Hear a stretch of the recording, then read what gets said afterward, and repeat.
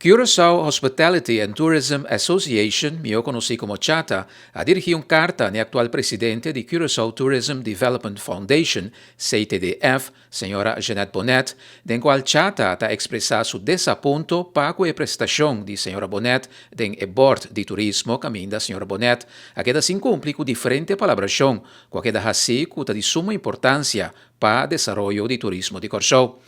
Onde a palabração antabata com promeco dia 30 de junho de ano aqui, ela me estará apresentar uma proposição na board de CTDF, board de CHATA e também no governo, delineando uma estrutura para representação do setor privado em board de CTDF.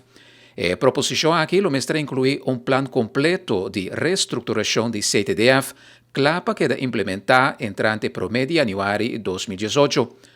No cumprimento com a meta aqui e também outro ponto, a conduzir a uma situação de desconfiança da senhora Jeanette Bonnet, para a qual CHATA urge a senhora Bonnet para barra como presidente e membro de CTDF.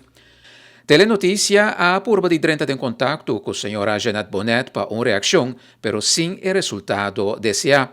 Também Telenotícia a intento para drenta em contato com o diretor de CHATA, Miles Mercera, pero essa aqui está com vacação.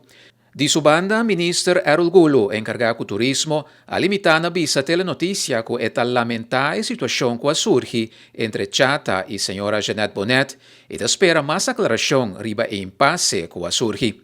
Para o que é sucessor de senhora Bonnet, ministro Gulo avisa que o governo não tem nenhuma participação de parte aqui, pero sim é o mesmo candidato que quadra com o critério de estabelecer para o puesto que vai vir vacante. Para Telenotícia, a reportar José Manuel Díaz.